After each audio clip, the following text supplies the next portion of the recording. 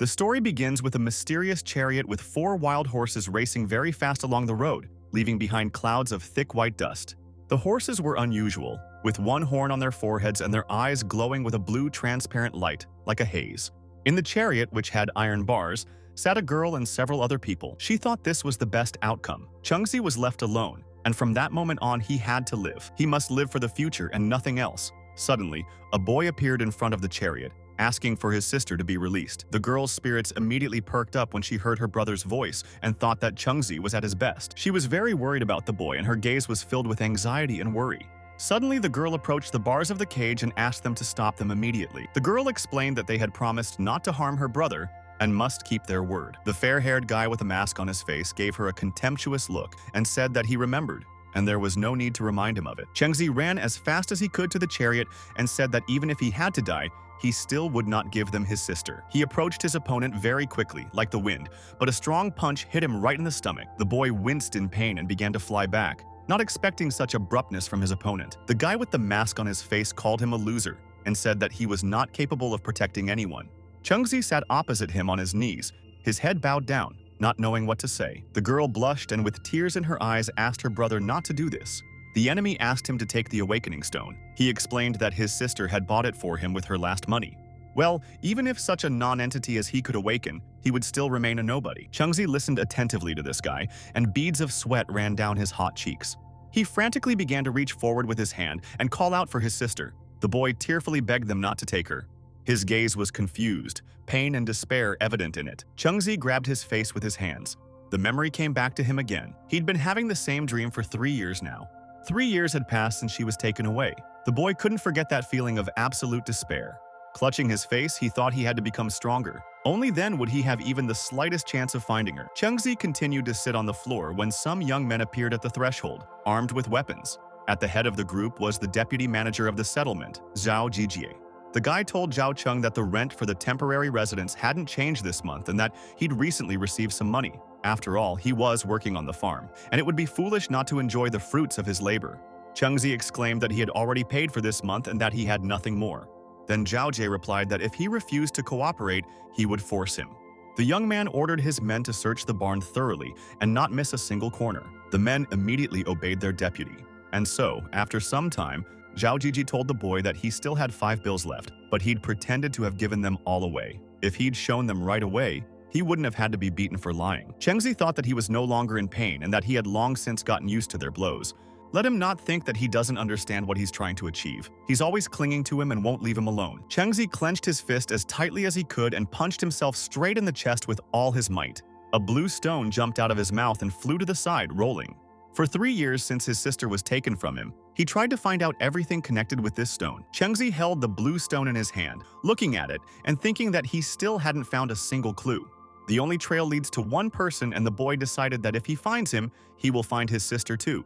As for the stone itself, he thought about it constantly. If he was over 16, he could use it to awaken the so-called innate seal. Seals come in 3 types: bronze, gold, and diamond. The resulting abilities are also divided into strong and weak. He who awakens this seal becomes awakened and is completely changed. A stone like that is worth a fortune. It's not something you can easily find. But his sister gave it to him, not wanting to keep it for herself. Chengzi thought that if he awakened his seal, his chances of finding her would increase dramatically, which was a very good thing. Today he turned 16. The boy hugged the stone and said that his only wish was to find his sister. And so he did it, using the awakening seal. The stone in his hands glowed with a bright blue light. A book appeared before him, glowing with golden rays. It was the Book of Endless Evolution, a unique diamond soul. The diamond seal is unique, meaning he's the only one with it. In their settlement, number 226, there are only 3 awakened: the manager and his 2 minions. They say Zhao Jijie reached the 8th level and awakened only 1 seal, but according to the description, by the time he reaches the 8th level, he will have 7 seals.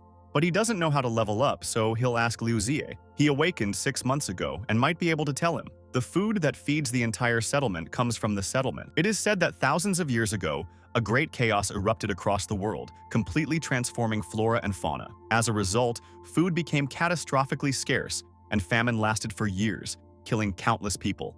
Only with the advent of agencies developing new cultures did humanity regain a chance at survival. The boy gave the command to move faster, and anyone late would go hungry. But even despite their work, most of the harvest goes to the manager, leaving only a small share for the common people. The young man asked Chengzi what he was thinking about.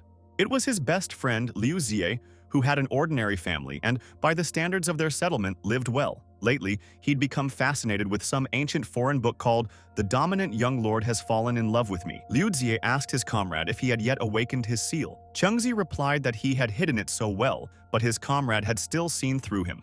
As expected, when a person gains power, it's impossible to hide. The boy inquired how Liu Xie leveled up after awakening the seal. His friend replied that he could tell him, and upon waking up, he found himself in a so-called dimensional dungeon. There, he had to kill monsters to level up. But these dungeons absorb their yang energy, and powerful monsters roam within. Furthermore, they are controlled by various powerful forces, and entry requires an entrance fee of hundreds of coins. In addition, 10% of all loot must be given to those who guard the entrance. The guy closed his eyes and explained that the world was in such a miserable state that his heart was aching.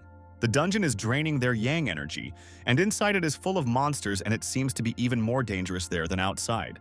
Liu Xie explained that it was a matter of life and death. Of the 10 who enter, 9 die, and those who survive are not always returned in one piece. A guy appeared and told Liu Xie that he had good news for him. It was Zhao's brother, and the boy asked him what had happened. Chengzi thought about how Zhao Jiji was the settlement manager's right-hand man. He never showed up without reason, and certainly not with good intentions.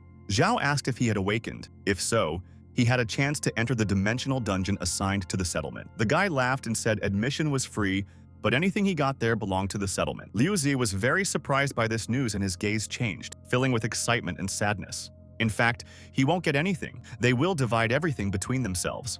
The deputy asked what the big deal was, since their boss was the heart of the settlement. He clenched his fists, even though he himself hadn't yet awakened and still wanted to fight him. Liu Xie asked his comrade not to get excited and said that this was just a foray for supplies. He promised his comrade that he would return alive and said that he was strong, if only he would believe him. Chengzi had acted too impulsively and asked them to ignore him. He then took his comrade's arm and said he would go look for supplies. He knows next to nothing about these dungeons, and now is not the best time to say that he has a seal. But Liu Xie is his best friend, and besides, he doesn't have 100 coins to get into another dungeon. So it was worth the risk. Chengzi told his deputy that if he wanted his comrade to go there and die, then he should be counted along with him. The friend didn't expect the boy to want to go with him when his powers hadn't even opened up yet. Zhao Jai asked if he was even suitable. Only the awakened were allowed entry.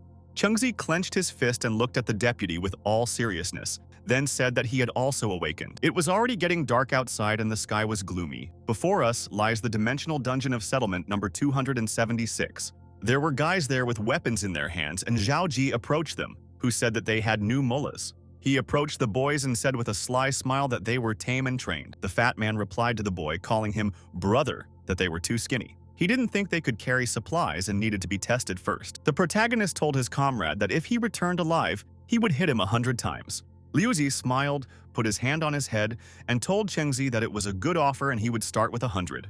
The fat man clenched his jaws in anger and said, looking with his stupid eyes, that this boy was too insolent. Then the deputy, crossing his arms over his chest, asked the two why they were chatting and asked them to move forward. Liu Xie thanked Chengzi and said it was right for him to call him brother, but the boy told him to shut up. Meanwhile, the deputy and the rest of the guys were standing in a circle, thinking about something. Zhao Jiji held a cigarette in his hand and said that this guy was hiding well.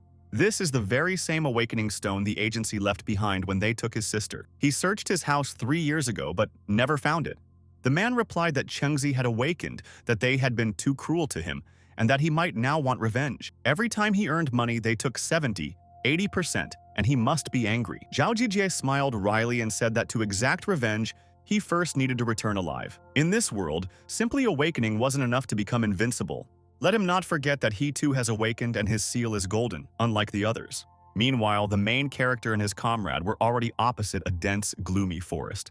Liu Xie explained to his friend that his uncle had said that the dimensional dungeon was a projection of hell on earth. If he stayed there too long, it would drain all his yang energy, and he would die. Chengzi replied that if this was true, they didn't have much time, and needed to act quickly. He said that if you kill monsters, you can gain experience and level up. Before he could finish speaking, they heard a scream nearby. Chengzi asked if there was anyone else here. Liu Xie replied that the dungeons had multiple entrances and that they appeared in different places. It was no surprise there were others here. The protagonist now understands why Zhao Jijie and his team are recruiting people without an entrance fee. This means the supplies here aren't shared among everyone, and they'll have to compete with others. It turns out that those who accidentally awakened the seal are simply a tool for collecting resources. Liu Xie told his comrade that the more he thought about it, the more unclear it became. He wondered why he had even gone with him. Did he really want to die? If he doesn't take the risk, he won't have a single chance to compete with the likes of them. Liu Xie asked Chengzi if he really wanted to fight high-level awakened beings. The boy exclaimed that he hated them with all his heart, every second. Every ordinary person in the settlement would kill them if they had the chance, and weren't they exploited enough already? So the comrade smiled and said he hadn't been mistaken about him. Frankly, he too had awakened in secret, and together with the others, they were gathering forces to put an end to these scoundrels. Chengzi suddenly turned to his comrade, but he interrupted him, remembering something. He explained that 2 years ago, his grandmother died from brutal beatings that were inflicted on her despite her age. The whole family watched as she suffered and groaned for almost 2 weeks until she died. That's why his father and several uncles began planning it all. Liu Xie took his comrade by the hand and began to assert that he was not just his friend. Looking into Chengzi's eyes, the boy said that he was his comrade, which was much higher than a friend. Chengzi replied that although he had personal reasons, sooner or later he would leave this place and find his sister. Liu Xie asked which of them didn't have personal motives and said that he did too. Once they overthrew them, he and Xiao Yu would marry. The protagonist looked at his comrade and said that everything depended on whether they got out of here alive. They began to peer into the distance through the green bushes into the darkness and thought that it was probably that man who was shouting. Its body is larger than that of the mutated wolf outside the dungeon, and while it is rotting, it is still alive. The bright red core in the center seems to be its weak point, but this creature seems very familiar to him. The Awakening Stone, the energy from this beast, is almost the same as the Awakening Stone. Could it be that this wolf also has an ability? Liu Xie noticed that Chengzi was surprisingly calm. He, on the other hand, had nearly fainted the first time he saw such a monster, and he truly deserved respect. The boy noticed that this wolf was leaving, and in this case they could pass, and his comrade agreed with him. Liu Xie said that he died so miserably, he was simply torn to pieces by that wolf and he was going to vomit now. When his comrade began to writhe in nausea, he asked Chengzi what he was doing. Then he became even more horrified when he saw his hand. Chengzi explained that he once hid an awakening stone in the stomach of a mutated dog in a cesspool so that Zhao Jijie would not find it. Therefore, for him it's a trifle, especially since the knife is good and it looks like it's made from cow bones. Liu Xie suddenly turned his head to the side as he felt someone approaching and said that it was coming back. This beast was indeed already nearby and looked at them with a terrible bloody gaze. Chengzi explained that wolves are cunning by nature, and it seemed he had pretended to leave to lure them out, but in reality, he had stepped forward on purpose. With this weapon, he had a better chance of killing him and could draw him away. Liu Xie asked his comrade if he could hold him off. The boy asked him not to worry, to do his job and leave it to him. Chengzi thought that Liu Xie had awakened the seal almost a month before him. He certainly knows how to deal with monsters like that, and his sister taught him that if you want to survive the apocalypse, you have to strike first. She'd been taking him hunting mutants since he was a child. He was only 9 years old, and a rotten wolf wasn't the most formidable opponent. It's just a pity that he can't immediately break through this blood-red core, and he's already approaching it. The wolf's bloodlust ignited, and the system activated its speed. The speed increased, meaning he truly had the ability, and the boy tried to do something. Meanwhile, his comrade released a huge stone while holding a slingshot in his hands. He asked the protagonist to act as quickly as possible as he was approaching. Chengzi replied to Liu Xie that he understood him, and raised his cold weapon as high as he could. After this, the boy plunged a sharp knife straight into the weak spot of this evil wolf. He hit the nail on the head and began to twist the sharp knife to finish off the monster. It was hard for him to hold on to it, and he no longer found the strength in himself to try to neutralize it as quickly as possible. The wolf raised his muzzle up and began to howl in pain and fear when he felt the cold metal. Suddenly, the main character looked at him carefully and realized that things were bad. The friend heard his cry and began to approach his comrade as quickly as possible. When he approached, Chengzi was already under the heavy body of this huge monster. Liu Xie was covered in beads of sweat, as he was very worried about his comrade and could not tell whether he was alive. After all, the monster was very huge and could easily crush his skinny comrade. But then he heard Chengzi's voice, asking him not to worry and promising that he wouldn't die so easily. The system congratulated the protagonist on his survival. The effects of the Book of Infinite Evolution seal were activated, and new seals became available. He simply had to choose one of the three. Chengzi sensed the power of the diamond seal, and after leveling up, he immediately gained a choice of seals, which was simply wonderful. He was asked to make a choice. Solo development of the golden seal provides incredible benefits. Moreover, it's only the first one, meaning there's potential for further enhancement. Liu Xie asked his comrade how long he planned to stand there and said they needed to get their loot quickly. The scent of blood might attract other monsters. The protagonist explained to his friend that he had simply thought for a second and asked if he would go and help him. Liu Xie replied that he had killed him, meaning everything he gave was his. His parents didn't even allow him to slaughter poultry. Both of his parents are alive, which is rare in the age of the apocalypse, and he is not at all like him. Chengzi said that the wolf's spoils were his. The meat had already rotted and was useless, but he would give the crystals he dug up to Liu Xie. The comrade replied that the wolf's bones and skin were worthless, and that the most valuable thing was the gray crystals. Was he sure he wanted to give them to him? Chengzi said that his family was clearly preparing for something, trying to get more soldiers and horses, and this was his share. Besides, if he hadn't shot the wolf in the eye, it would have been much more difficult for him to finish it off. Liu Xie agreed and said that he would remember this and perhaps mention it to his father. But if they went back the same way, they'd have to hand over everything they found. He wondered if the boy had figured out a way to avoid that. Chengzi replied that yes, and that as soon as they got out of here, they'd start fighting right away. That's why they needed to utilize the local resources and rank up as quickly as possible. The friend agreed and said he was sure his father already knew that Zhao Jijie had forced him into this dungeon. They had prepared everything long ago and were only missing a pretext for action. Chengzi decided to continue clearing the dungeon, and he and his sister had already encountered wolf dens more than once. Wolves rarely hunt alone, and there were likely a large number of them somewhere deep in the forest. Liu Xie asked his comrade to wait, because they were true friends who had been through fire and water together. Before the next hunt, they needed to clarify something, and the protagonist asked what it was. After killing the wolf, his experience reached more than 90%. He will soon reach level 2. His seal is highly mastered, golden, and it increases several stats by 15% and allows him to pinpoint an enemy's weakness. That's why he immediately realized the wolf's weak point was its eyes. Yezi wanted to speak frankly so they could collaborate more effectively in the future. But what would he think if he found out he had a one-of-a-kind diamond seal? Will he still consider him his comrade? The boy wondered, looking mysteriously into the distance. His seal is solo development gold, and it increases all stats by 15%. She can temporarily greatly strengthen one of them. This is his first seal, so he wasn't lying. Liu Xie took a deep breath and said that he was already beginning to be afraid that he would not tell him anything, and that his seal would be better than his own.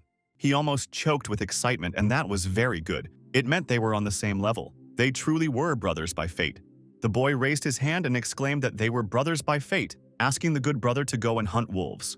The main character silently asked his comrade for forgiveness and thought that one day he would tell him everything. And now the boys have already begun to fight against the evil huge wolves that were approaching them and attacking. Another blow from the dagger hit the vulnerable spot of one of the monsters, receiving what it deserved from Chengzi. Liu Xie asked his friend if he wanted anything, to which his friend replied that he did not. He explained that the wolf bones and the 541 robes could also be exchanged for money. Liu Xie, turning to Chengzi, said that it was good for him to say so. He finally reached level 2 and gained 700 experience points. He wondered what level Chengzi was at, and the boy said he was level 4 with 50% experience points. Liu Xie was very surprised and asked what he had just said. Chengzi replied that he was killing wolves, and he was helping him, which was probably why there was such a difference in experience. Xie squatted down and said, tears in his eyes, that this was precisely why he was afraid of blood. Chengzi suggested they try it next time. The friend replied that no, he simply enjoyed helping him. Helping was his favorite thing to do, which seemed unconvincing to the protagonist. He leveled up quickly because he obtained the Diamond Seal one step ahead at level 3. Although it's as rare as the Book of Eternal Evolution, it's clearly much weaker. So there were noticeable differences in power between the Diamond Seals, and he asked Liu Xie what he was doing. His comrade replied that he heard a voice. They were in other people's way again, and Chengzi suggested going the other way to avoid causing trouble. Liu Xie said that with such a voice, she was probably a beauty and maybe they should go and see her. Chengzi replied that it was not necessary and that he needed to level up, so he boldly went about his business. The boy thought about how easy it would be to level up here, but time was running out. Yezi had said that if they lingered too long, they would lose all their yang energy.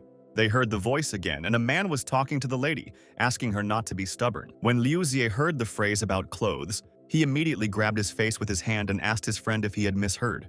Then the main character, turning in the direction from which the voices were coming, said that perhaps it was worth checking. Meanwhile, the girl stood opposite the man and warily asked him if he had planned this from the very beginning. The guy smiled and said that, of course, he had. For him, this was a unique chance to get closer to such a great girl like her. She can see his seal, and it's a basic toxin. They were all level 5 awakened, but they still died from poisoning. while she's only just awakened, at level 1. He asked the girl to be a good girl and told her who wouldn't treat her badly. Besides, she'd get married someday anyway, and he needed the status of son-in-law of the Guan family. The guy didn't calm down and, looking with his predatory eyes, said that they were simply made for each other. Liu Xie asked his friend if he'd heard this. This was also a way to gain power, and if such a scandal were to come to light, the family would lose face. He asked the protagonist to say at least something, because this was very serious. Could it be that he really didn't want to say anything at all? Chengzi replied that if all her guards were dead, then they would have a chance. Liu Xie smiled and asked him if he wanted to join them and exclaimed, clutching his face with his hand, that he didn't expect this from him.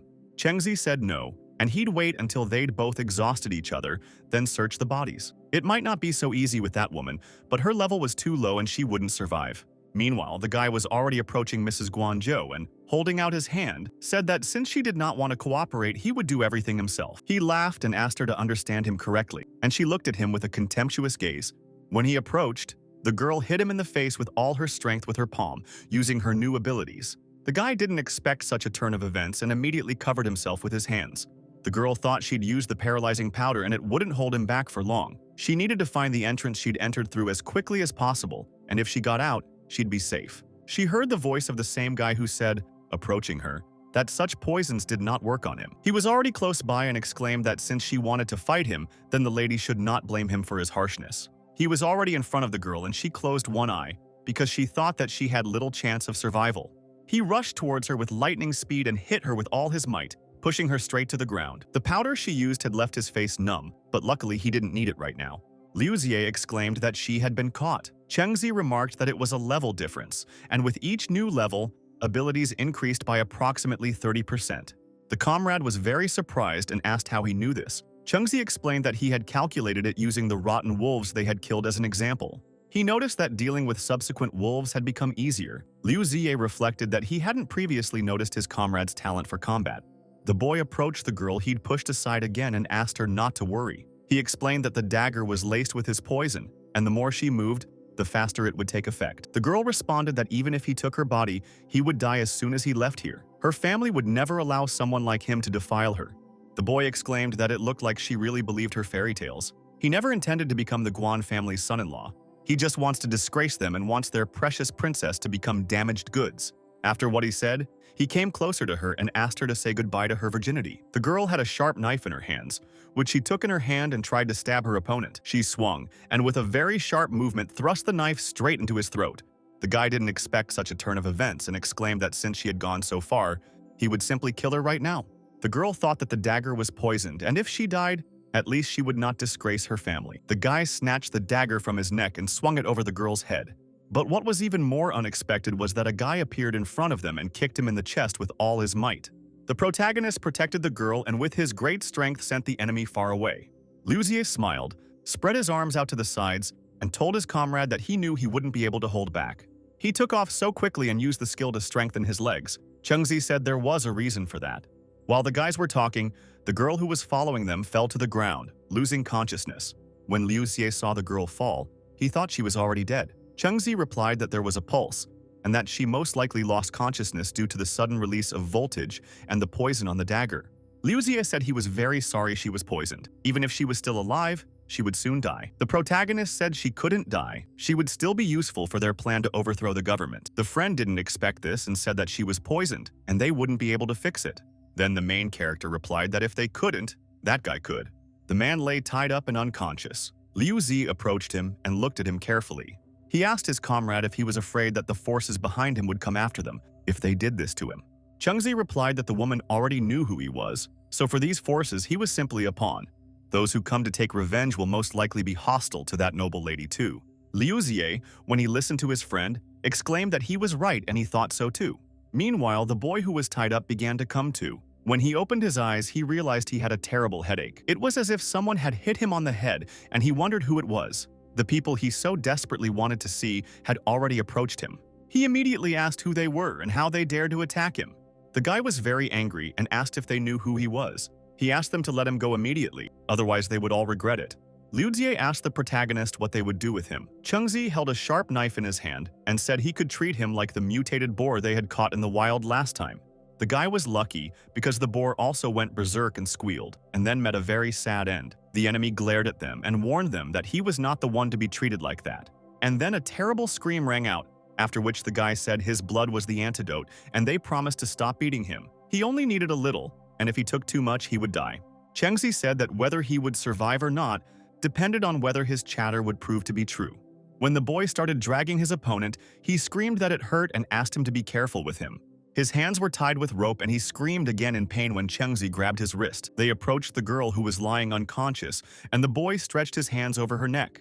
He asked them not to press and said that there was already too much blood and that they would only waste their time further. Chengzi asked his friend to follow him and bandage his wrist with wolfskin. Otherwise, the smell of blood would attract monsters. Liu Xie immediately listened to his comrade and began to approach the enemy. The boy, seeing his gaze, began to scream in horror. He thought to himself that Chengzi was still inferior to him in some ways. Even if the woman was beautiful, he was completely resistant to temptation. The guy closed his eyes and thought that in his heart there was only Zhao Yu. Meanwhile, the girl who was unconscious suddenly began to come to her senses. The opponent, who was beaten and tied up, asked not to worry and said that he would soon take effect. The girl began to open her eyes and try to see who was in front of her and if there was any danger around. The boy with his hands bound exclaimed that he hadn't lied, and when the girl opened her eyes, she looked at the protagonist and asked if he had saved her. Chengzi replied that he had his own reasons and that they had overheard their conversation. She was, after all, a woman of noble birth. The girl replied that she was indeed from the Guan family. She silently thought that, although he had his own intentions, he had still saved her. And besides, Liu Ju might have already revealed her identity. The girl decided there was no point in hiding any longer. Meanwhile, the enemy realized that the Guan family was too well known and that he had definitely heard of them. He didn't expect two idiots to thwart his plans. Chengzi turned to the girl and asked if her father was in charge of the settlement. The girl looked at the boy carefully, wondering what exactly he meant. Did he really not know what the surname Guan meant, or was he just pretending? But the boy really wasn't lying, and looking into her eyes, asked her to answer honestly. The girl said that everything was correct, and thought to herself that the Guan family governed hundreds of large settlements. In a sense, they were also managers. Chengzi asked the girl if she could ask her father to help him if he saved her life. The girl asked him to first tell her what he wanted, and perhaps her life was not valuable enough to buy it. Chengzi explained that he wanted to take over as the governor of their settlement. If her father was also a governor, then he was a powerful man, and with her support, his chances would greatly increase. The girl was very surprised when she heard only such a small request. Chengzi understood that it would be difficult for her to decide, and that it would cost her a lot. But she, too, was here to gather resources and gain experience. He and his friend could be her bodyguards, and the girl looked at him in surprise. The protagonist explained that, in addition, all the supplies they obtained would remain hers. All she needed was one thing: she had to promise to help them. The girl hadn't expected that this would be the only request, which surprised her even more. Liu Xie asked not to look at him, as he had no opinion on the matter. The girl thought that he was about the same age, but much calmer and more determined. Although he's a bit reckless, it might be fun to explore the dungeon with him. Then the girl looked him in the eye and said they had agreed, introducing herself as Guanju. Chengzi shook the girl's hand and said that he was glad to cooperate. He introduced himself as Zhao Chengzi and his friend, who was wearing protective goggles, as Liu Xie. He explained that the guy was his friend, and even more, like a brother to him. The guy with his hands tied thought about how this high-born lady from the Guan family dared to touch the most scum, the outcast. He was extremely angry and shocked by this turn of events. He clenched his jaw in anger and hatred. How could such a woman be worthy of being near their young master? The girl asked the main character and his friend what they were going to do with him. Chengzi replied that they were now allies, so she would decide his fate. Let her consider it his gift to her in honor of their meeting. The bound boy began to tell the mistress that he too had become a victim of deception and begged her to spare him. The girl replied that it was fine, and then she would deal with him herself, looking menacingly at this scoundrel. She looked ahead and thought about how Chengzi had left her with this wound. Of course, he is a little rough, but he seems to be very caring. Chengzi said his blood could neutralize the poison, and even if his poison dagger was used, he still wouldn't die. The boy asked them to simply let him go, like the wind in a field. Guanzhou said that she did not intend to kill him, and that she only wanted him to bleed a little. The boy again began to beg his mistress to spare him, saying he wouldn't dare again. If she spared him, he would disappear and never show his face again. The girl remembered the trick of the discotheque heir who fell in love with her. There was such a young lady in that book too. In the end, of course, she took pity and let the villain go. Girls are just too soft-hearted. Guanzhou turned her head towards the boy and said that they could go. The boys both stared at her, and Liu Xie told Chengzi that she was a softie. That scoundrel had killed 4 people, nearly raped her, and even then she hadn't had the courage to finish him off. Chengzi replied that that wasn't quite the case. The smell of blood in this dungeon attracted monsters, and his friend immediately agreed, as he'd simply forgotten about it. Chengzi remarked that she was not at all gentle. He even sensed a cold cruelty from her. After all, giving a person over to be torn apart by monsters attracted by blood is much more painful than killing him with one blow. Liu Jie smiled and said that he was mistaken about her, and it turns out that she really knows how to be ruthless. Meanwhile, the tied-up guy was calling the girl names and promising himself that when he got out of here, he would make sure that the girl died in agony. He made a terrible face and said that before he died he would make her do a lot for him. Meanwhile, several wolves, vicious and bloodthirsty, had already gathered around this scoundrel. They clenched their jaws and approached the boy faster and faster. He hadn't expected them to appear so quickly and asked the others to stay back. The boys moved away from him, and Liu Jie listened and froze, as the scream was too loud and piercing. He said that judging by the sounds, the guy there was clearly not to be envied and that it was cruel. The protagonist told Guanzhou that she had acted too impulsively, and that if he had lived, they could have found out who was behind all of this. To solve her problem, she needed to find the real culprit, not act like this. Guanzhou called him too kind and said he always cared about her. But she has almost no enemies, so she has already guessed who it could be. Chengzi responded that since she had promised to help them, he should certainly take care of her too. If he had lived, he could have been a witness. But if the enemy is truly high-ranking, a living witness can become an even bigger problem. Chengzi decided that it seemed like the manager's daughter had some difficulties that could not be resolved directly. Behind the boys, a terrible, angry roar of a huge, insatiable monster was heard. They immediately became wary, and the protagonist activated independent development, increasing his agility. Chengzi grabbed the girl with extraordinary speed and led her away from the approaching monster. The main character did not expect to see such a huge she-wolf in front of him, who appeared as if out of nowhere. She was the king of the ghostly bone wolves in the quasi-boss ghost forest. Liu Jie turned to his comrade and exclaimed, "This is the Wolf King." But they were already surrounded by a whole pack of wolves, and they were of incredible size. Liu Jie exclaimed that they were surrounded and the king had come to take revenge for them, killing him. Chengzi said that they had killed a lot of wolves and now they were just paying for it. The friend remained afraid and asked him to stop spouting pretentious nonsense. He also asked his friend to figure out a way to get out of there. Chengzi told Liu Jie to go with Lady Guanzhou and cover her with the slingshot while he dealt with those creatures. Liu Jie asked if he was crazy and said that he was a king after all. There were 4 other juniors here and he was only a second-level man, so how could he possibly cover for them? The protagonist, pulling out his sharp dagger, explained to his comrade that he was just about to kill the king. Book of Eternal Evolution. Dazzling rank, plus independent development of gold rank. Years ahead of dazzling rank and fire enchantment, bronze rank. Ever since he'd reached level 4, regular wolves had been giving paltry experience, and if he wanted to quickly reach level 5, he'd have to fight the king. That's why he didn't interfere when she drew that guy's blood. The girl asked Chengzi to wait a little, and said that she had read in an ancient book that in order to do a job well, one needs a good tool. His bone blade is already showing cracks, and she asked permission to give him the weapon. Guanzhou took out her dagger and said that although it was not perfect, it was certainly better than what he had in his hands. Liu Jie was surprised and clenched his fists, exclaiming that such a blade could fit into such a short skirt, and how could this be possible? The main character took the weapon from the girl and immediately thanked her for it with a smile. He took the dagger from her in time, because the insidious, bloodthirsty beast was already approaching him, opening its vile mouth. The boy was no slouch either and rushed towards his opponent with lightning speed. He thought that he couldn't rely on brute force alone to defeat such a huge monster. He jumped as high as he could to inflict at least some damage on this monster. The protagonist decided he had to find the blood-red core and crush it, as he had already done. This was his only chance of victory. Chengzi tried to climb as high as he could on this monster, stabbing it with his knife. He realized that if he thrust the blade right into his weak spot, he would definitely win. He tried to reach his opponent's weak spot as quickly as possible and finally found himself near his neck. Chengzi thought that these monsters knew how to fight in a coordinated manner, so it was necessary to make a diversionary maneuver, just like monsters do. Mutated wolves in the wild have high intelligence. These seem to be the same. But no matter how high their intelligence, he thinks that it is unlikely that this intelligence can surpass human intelligence. The boy found himself in front of the bloodthirsty face of an evil wolf and fearlessly looked into his bloody eyes. Chengzi thought that from the very beginning, he had never intended to fight only with the Wolf King. The second-level Wolf King no longer poses a threat to him. The boy activated solo development and gold rank, and his stats increased dramatically. Chengzi looked closely at the wolf as he plunged the knife into its body. He thought such a strategy was useless in the face of true strength. This is not the first time the main character has killed an enemy like this monster.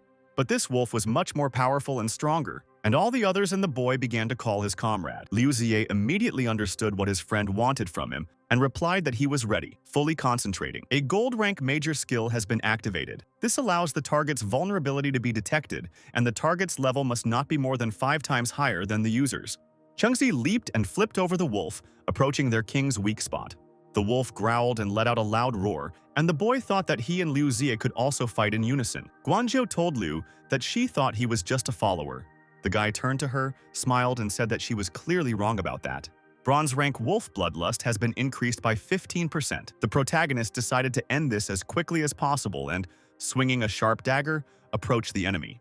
The monster screamed and also began to approach its enemy, thrusting its sharp claws forward, trying to get close to the boy. The boys, seriously frightened, started screaming, and the girl also stared at such an evil, creepy machine. The wolf's mouth was already near them, and they did not know what to do in this situation. Chengzi ordered the boys to simply lie down, as he realized that they were in shock and could not figure out what to do next. The boy decided to use all his strength this time and glowed with bright golden rays. He realized that he could kill him, but to kill him, he would have to give it his all. So he activated a bronze rank fire enchantment. Everything around him was engulfed in a bright red flame, and his weapons were enveloped in hellish flames and dealt fire damage. It had a chance to cause a burning effect, and every 10 seconds, it would subtract 3% from your maximum HP. Chengzi, still holding his sharp dagger, began to approach the monster. The boys covered their ears with their hands and crouched down from the sheer force. Everything around was ablaze with a bright, hot flame, so that Chengzi and the evil monster could not be seen. Liu Zie turned to the heavens and exclaimed that his comrade was too strong, and that it was simply wonderful. Guanzhou thought that even in her family, awakened beings below the 8th level were not capable of such a thing. But awakened beings above level 5 aren't allowed to enter this dungeon at all. She was simply shocked and wondered what his current level was. Then the girl approached his friend and asked what level Chengzi was. Liu Zie replied that he was around level 4, higher than him, while he was only level 2. The girl thought that he was a 4th level person, doing what only 8th level people could do. He can also set his blade on fire. At his level, he can only have one skill, so this is the very first one. But that was considered a very weak power, yet he was able to create such a powerful attack. Perhaps she had found the very talent her father had been searching for so long.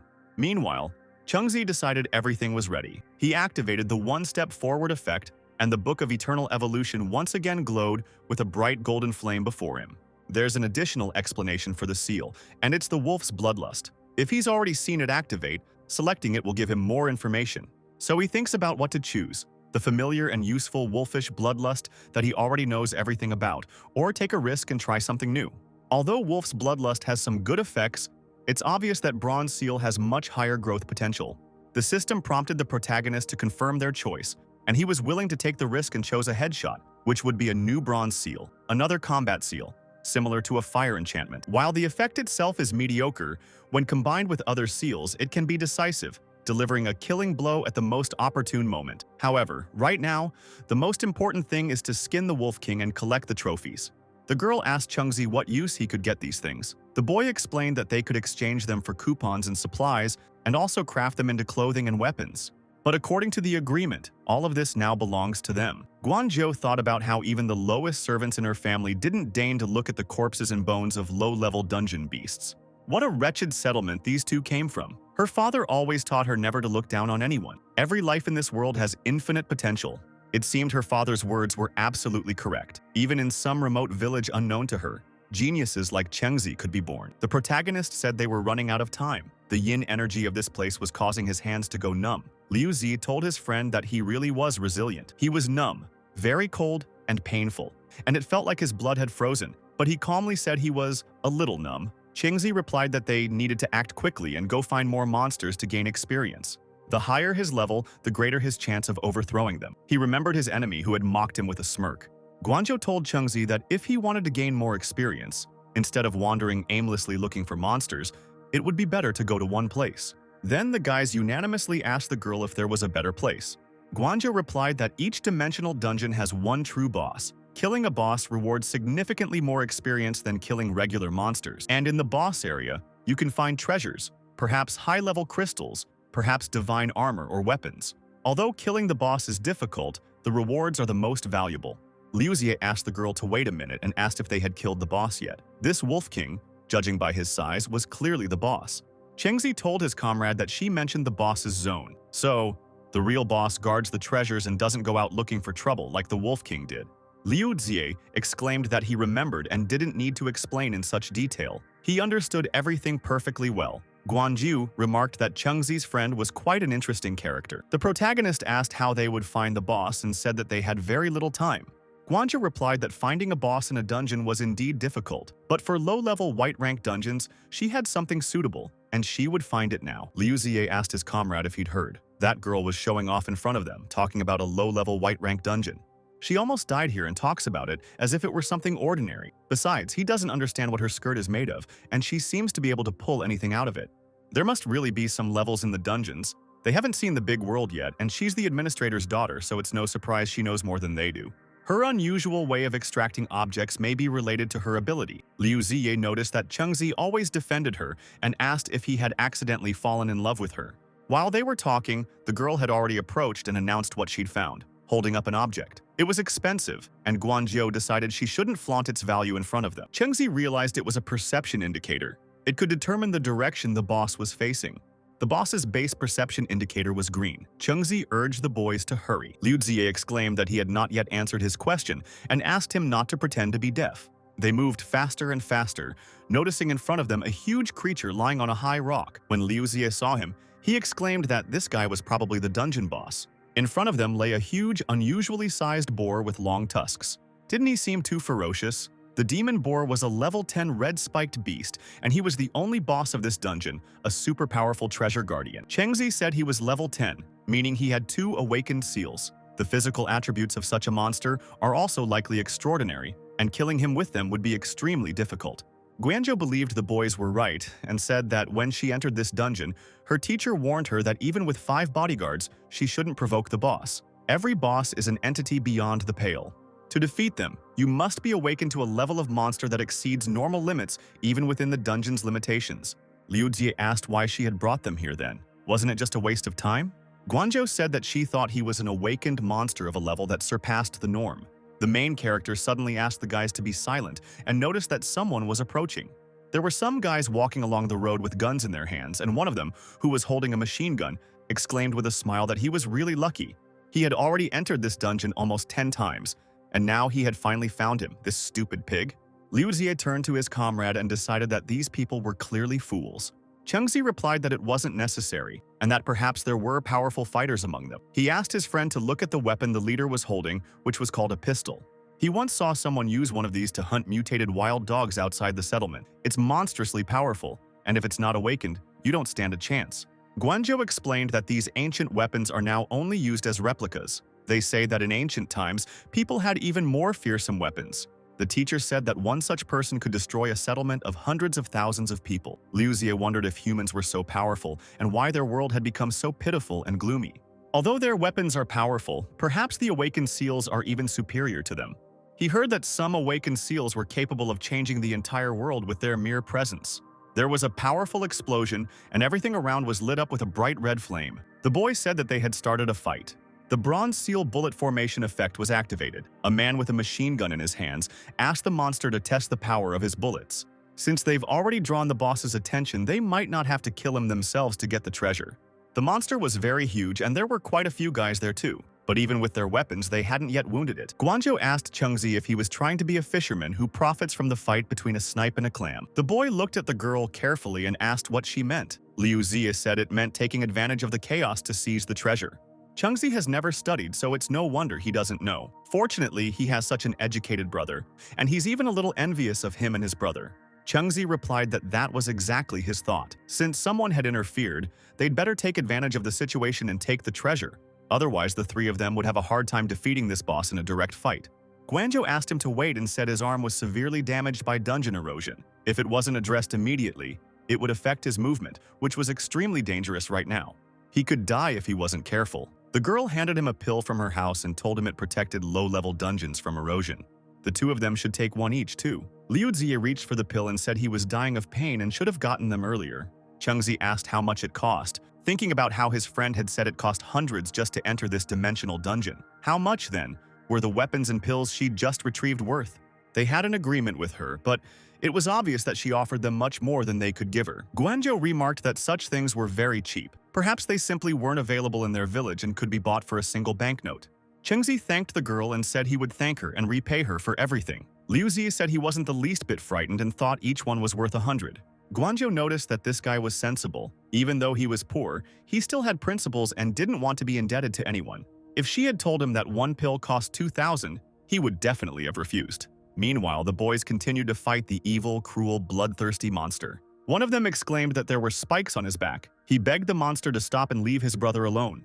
The monster began to approach his little brother faster and faster, and the boy ran to help him.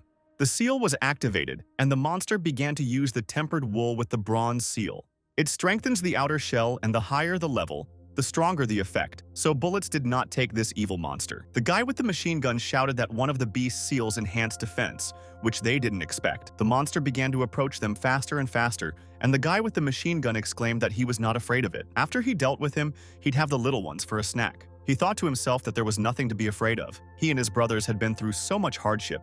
So why should they be afraid of some stupid boar, and decided to protect their older brother by continuing to fight the monster. They wouldn't let the monster hurt their older brother. They needed to activate their seal's ability and help their brother gain an advantage. The seal was activated, and the iron wall of bronze power increased its defense by 15%. The protagonist thought it was just a gang, but now he no longer thinks so. If the leader has such loyal brothers, he must be strong. But his main goal was to open this lock, which was now right in front of him. Guanzhou asked Liu Zi if he knew how to pick locks. He replied that he probably could, and he said he'd picked quite a few locks while exploring the world outside the settlement. The girl said that she had never been outside the settlement and asked what this outside world was like. The guy replied that he rarely leaves the settlement and only passes through safe zones. But Chengzi told him that the world was rotten, but at the same time it was full of life and beautiful habitats. Guanzhou tried to understand what the guy was talking about now and what kind of world he saw. The main character continued to sit near the huge red chest and think about how to open it. And then, unexpectedly, it opened, with the slightest effort. The boy didn't expect the lock structure to be the same as those in the outside world. He was very curious about what was hidden in it, and he began to open it as quickly as possible. Chengzi thought, hearing the shouts of the boys, that the fight was too fierce. This means that this beast also has a seal like hardened wool, which was already activated. The main character perked up when he realized who this evil monster was, who was looking at him, and was walking towards him. The boy was ready and immediately pulled out his sharp metal blade. When he saw no one around, he was surprised that the entire group had been defeated. The guy with the machine gun told him to run away. This beast was beyond his power, and he shouldn't sacrifice himself in vain. He exclaimed that they, the brothers, were already doomed and would never escape this dungeon. The guy again asked to run quickly because he was a nimble boy and had to survive. One of the guys asked not to forget that he was saved by the Red Scarf group. Could he really save the child before his death, and is he really worthy of being their older brother? The main character began to call his comrade for help, as the danger was truly frightening. He called his comrade and he immediately responded to his call. Liu Zi said that if he ran away now, what would they say about him? The seal was activated and he began using the advanced mastery of the golden seal. It allowed him to pinpoint the weak point of the target he was looking at. Liu Zi asked Chengzi to cut this monster into small pieces, and the boy rushed to meet him. The wild, enraged demon boar was burning with rage and anger, and he began to weaken from his wound. The wounded man was very surprised when Chengzi wounded the 10th level boss with a single blow, and all with only the first seal activated. This seal creates heat waves, and if he gets closer now, he will definitely get attacked and burned. He needs to figure out how to avoid direct attacks and still be sure to win. At level 10, you can only have 2 seals, and he had already used both. This monster is really smart, and it wants to take advantage of the heat waves surrounding its body to attack it. The huge evil monster was a little exhausted from the main character's attack, but he was still strong and ready to attack again. One of the guys remarked that although this monster had driven him to this state, it was not worth getting involved with it. Now their lives are in the hands of this boy, and the boy smiled and asked to finish him off. The seal was activated. Solo development of the golden seal. Chengzi thanked the boys and promised to give it his all, ready for the attack. He decided to use the fire enchantment, a bronze seal, the effect of which was to wrap oneself in hellish flames and deal massive fire damage. The demon boar was level 10 and had 30% HP. Chengzi was level 5, and the boy realized that all his combat seals had been activated, and he'd bet everything on it. Now he definitely can't lose. And now the boar has already begun to approach the main character at full speed, opening its vile, evil mouth. Chengzi turned to his friend and asked him to find a weak spot. Liu Zi asked him to watch the trajectory of his stone and directed it toward the left side of his ribs. Changzi immediately listened to his comrade and began to approach his opponent like the wind. He was already close to the monster and raised his sharp dagger above the level of his left ribs. It was very hot all around and flames engulfed him from all sides. He began to chop at him from all sides. A terrible roar of a wild boar monster was heard, so that it could be heard in the surrounding area. Liu Xie was very worried about his comrade and asked him to finish off this monster. Guanzhou also watched the fight between the protagonist and the monster with trepidation and asked if he could really win. The guy with the machine gun also held his fists against Chengzi and begged him not to lose. Meanwhile, the boy tried to quickly plunge his dagger into the monster's weak spot. He must hold on until the wild, enraged boar falls to the ground. The level of this demon monster was impressive, and the HP was gradually falling. The protagonist suddenly screamed as the heat from the fire enveloped him completely, and finally, the boar fell. The system reported that he had defeated the level 10 red-spiked boar demon. He was right next to the dead beast's face. The beast no longer seemed so terrifying. Chengzi's comrades began to run up to him and joyfully exclaimed that they had defeated this monster. When Guanzhou looked at the boy, she noticed that he was very badly burned. The girl thought that he needed urgent help, and Liu Xie opened his mouth in bewilderment when he looked at the boar. Chengzi asked to monitor the situation around him and said that he urgently needed to catch his breath. The comrades immediately listened to the main character and moved aside to scout the surroundings. Chengzi's seal was activated, putting him one step ahead. Experience gained from killing monsters in the dungeon increased and was modified by the effect of the Book of Eternal Evolution. Killing a boss 5 levels higher instantly increases your level by 2. Bosses really do give that much experience. The Book of Eternal Evolution offered a seal to choose from the list below. Chengzi thought about the Tempered Wool seal and decided it was the Boar Demon seal. It wasn't exactly useful, but its effect was remarkable. To farm bullets, he needed guns, those same old weapons, and he couldn't afford them now. He wondered about the one-time reload and what that even meant.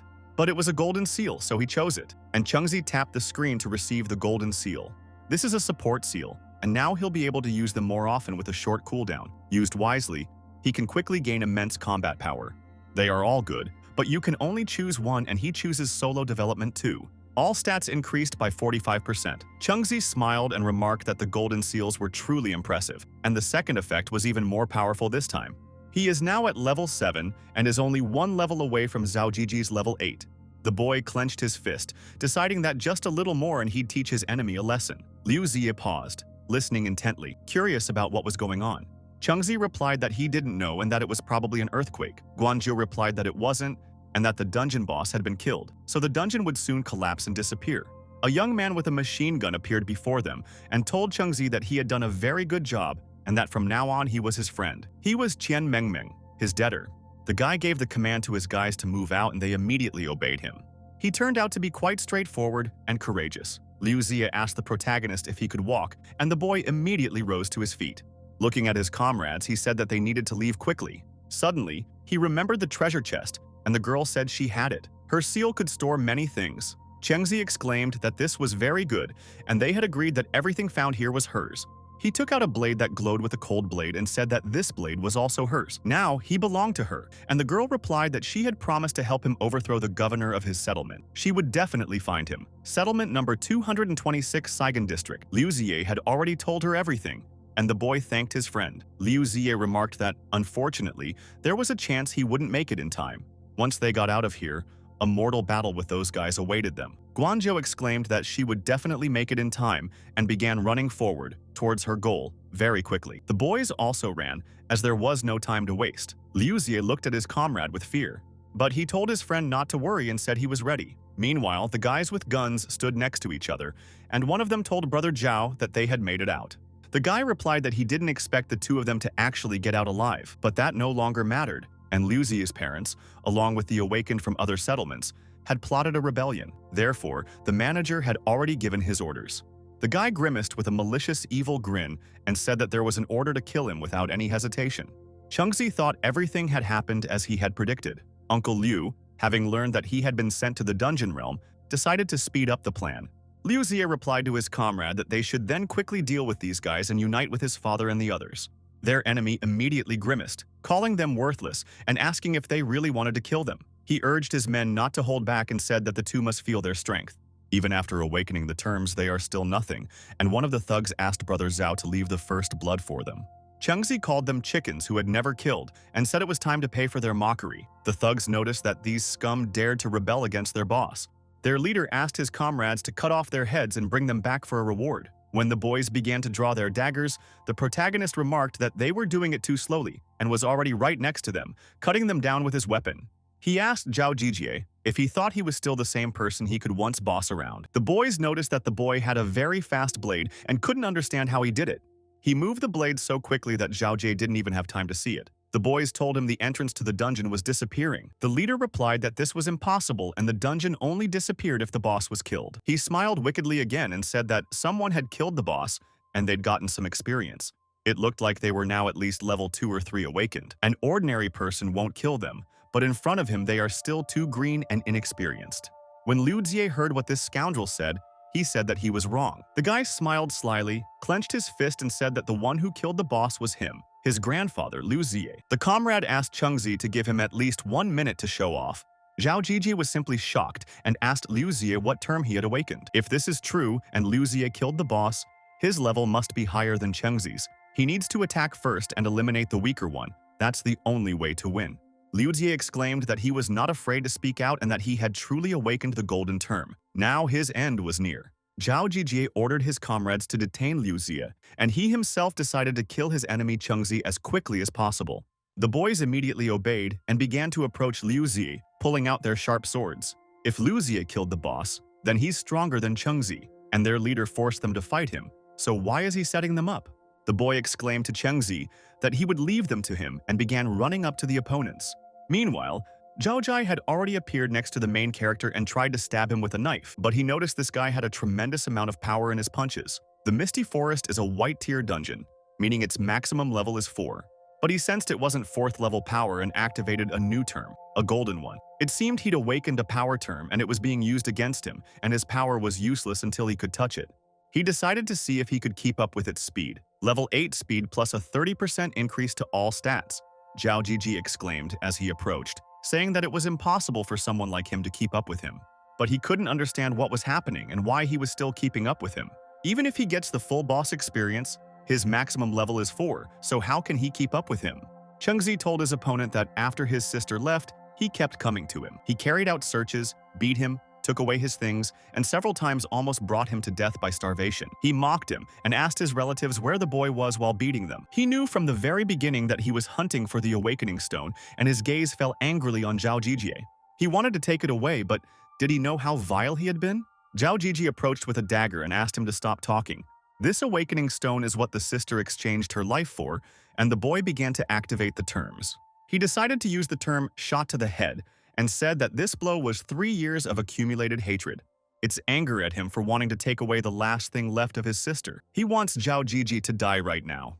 The guy didn't expect this turn of events and thought that everything was bad and his speed was increasing with every second. He simply couldn't keep up. Chengzi continued to say that even after enduring all the humiliation, he would not allow him to take away what his sister had left behind. The protagonist approached his opponent again to strike, and he grimaced in horror. Coming as close to him as possible, Chengzi said that he would return all the humiliation for 3 years in full today. Meanwhile, the guys who were fighting with his comrade looked towards Chengzi and wanted to run away. The boy gave them a contemptuous look and put his hand forward, using a new weapon. He exclaimed, looking at the boys with hatred, that they also participated when he humiliated him. The boy released his sharp dagger, which glowed with a bright fiery flame towards his opponents. The dagger spun around their bodies and Chengzi said that the revenge of 3 years had been accomplished today. Liu Jie, watching what was happening, showed off his class and said that Chengzi was simply handsome. He asked the boy what was in the pocket of Zhao Jijie's corpse. It was very shiny, and whether it was treasure. The protagonist approached his enemy and, bending down, pulled out a pearl bracelet. Then Liu Jie's gaze changed dramatically, and he recognized it as his mother's bracelet. Liu Jie asked his comrade to run faster, because his mother and the others had probably been captured and were being taken to the settlement administration. Liu Jie explained that this pearl necklace belonged to his mother, and she would never give it to anyone else. He was very worried about his mother and hoped that she was okay now. The boy ran as fast as he could, his gaze deeply sad and worried. The protagonist asked Liu Jie not to worry so much, as Aunt Zhang was definitely alive. His comrade asked if he was sure of his words. Liu Jie thought that Chengzi was never high and that he had his own reasons for saying so. There are few people in their settlement, and the women are a resource for reproduction. Besides, Auntie Zhang is very beautiful. Even if Uncle Liu is turned in, nothing will happen to Auntie Zhang. Liu Jie suddenly turned to his comrade and asked him to stop chatting. He explained this by saying that Chengzi was scaring him even more, and the boys began to run faster. The boy said that it was not about that yet. The control was right in front of them. They were indeed already in charge of the settlement of the Saigon district number 226. Behind some barn, they heard a woman's voice calling them by name. A girl appeared in front of them and asked them to leave quickly, as they were in trouble. Liu Jie asked Xiao Yu what they were doing there. The girl explained that Uncle Liu and his gang had surrounded the office and gotten into a fight with the manager and his men. Many ran to check, and it seemed Uncle Liu was simply beyond their powers. Zhao Jijie was going with his men to arrest them. If they didn't leave now, they'd be too late.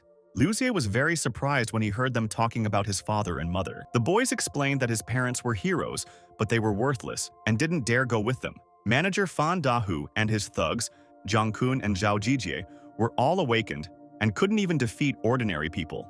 Uncle Liu heard that he had been sent to the dungeon, gathered his brothers who wanted to overthrow that scoundrel Fan, and they surrounded the headquarters. But Fan Dahu and his men were still too strong. The girl asked the boys to flee, as they were no match for them. Liu Jie replied that his parents were there and he would not leave. Even if he died, he would die with them. He turned to the protagonist and said that Zhao Jijie had already been killed by him. He could take advantage of the confusion and escape from here. Liu Jie looked at his comrade, waiting for an answer, after which he added that the boy could go look for his sister. This place would no longer hold him. Chengzi replied that Uncle Liu had often helped him, and Aunt Zhang had been like a mother to him. If he left now, he wouldn't consider himself a human being. After his sister's departure, during the 3 years that Zhao Jiji robbed him, it was their family who secretly provided him with food. Without them, he would have long ago starved to death. Besides, if not for Fan Dahu's decree, it's unlikely Zhao Jiji would have dared to behave so brazenly. This isn't just his personal feud. He has a score to settle too. Liu Jie listened attentively to his comrade. The boy, clenching his jaw, said that being a brother means living and dying together. He turned to the boys and asked if they'd heard that Zhao Jijie had been killed by Chengzi. He was an 8th-level awakened being, and he'd always had a dark and ferocious presence. Now he seemed even more menacing, and perhaps that was true. Meanwhile, the man was suspended from the ceiling by a rope. A man standing nearby told Liu Fu that he had a lot of nerve. He dared to challenge him with a few idiots.